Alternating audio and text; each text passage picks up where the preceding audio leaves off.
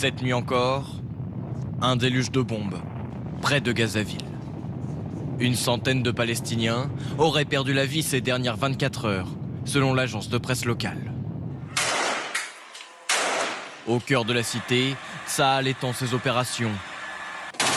Sur ces images, les soldats de la 98e division affrontent des combattants du Hamas. Cette scène pas banale qui s'est déroulée cette semaine au Parlement israélien. Des ex-soldats venus évoquer le stress post-traumatique et la vague de suicides qui touche actuellement Tsahal. Une audition qui a rapidement dégénéré.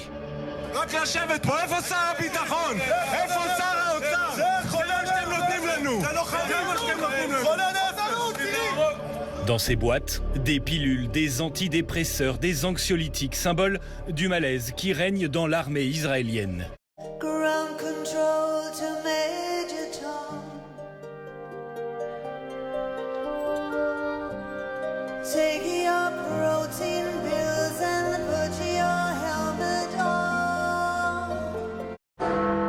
Il est l'heure pour le Premier ministre britannique d'annoncer une décision historique.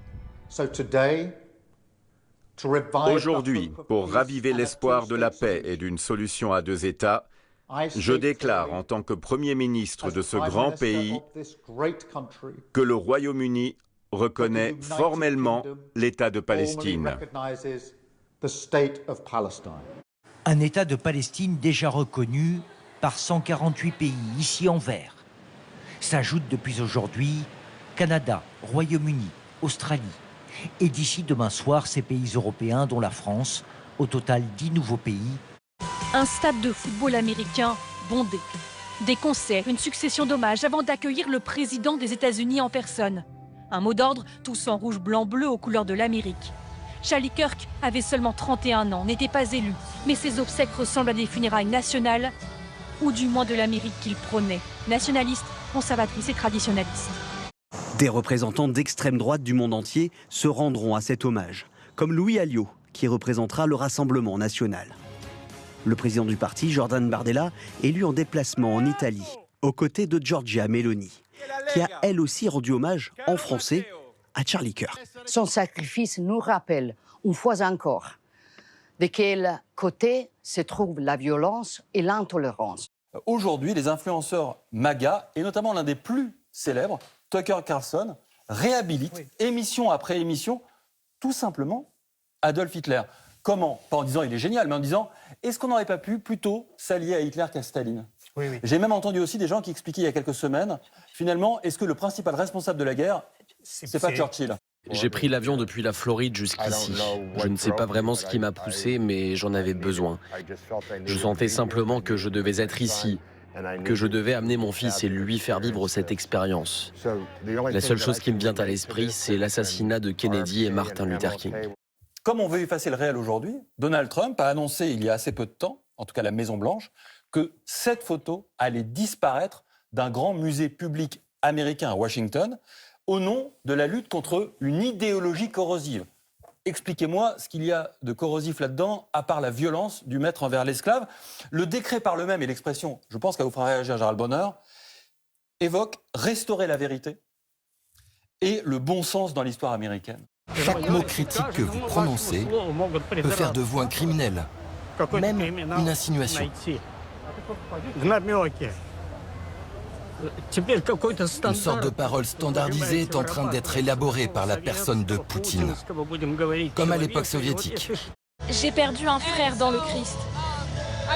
Je n'ai jamais rencontré Charlie, mais il aimait mon Dieu. Il aimait mon pays.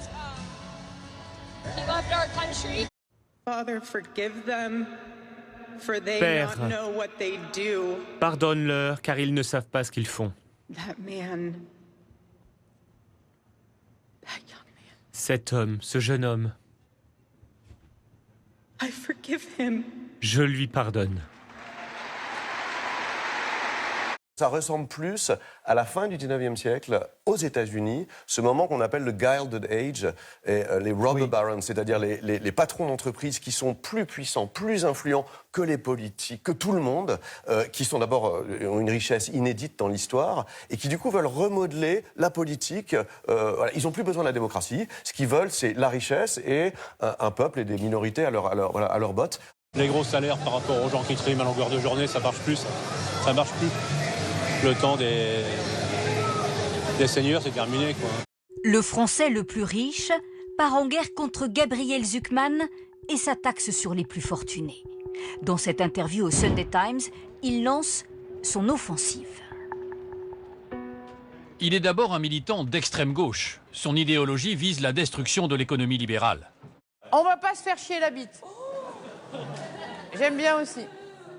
Non, tu m'as demandé mes gros mots préférés, donc sinon je me serais pas permise. Hein. Il met au service de son idéologie, qui vise la destruction de l'économie libérale, la seule qui fonctionne pour le bien de tous, une pseudo-compétence universitaire qui elle-même fait largement débat. Ah, si j'avais 1 franc 50, j'aurais bientôt 2 francs 50. La fébrilité n'autorise pas la calomnie. Les milliardaires ne paient pas ou presque d'impôt sur le revenu.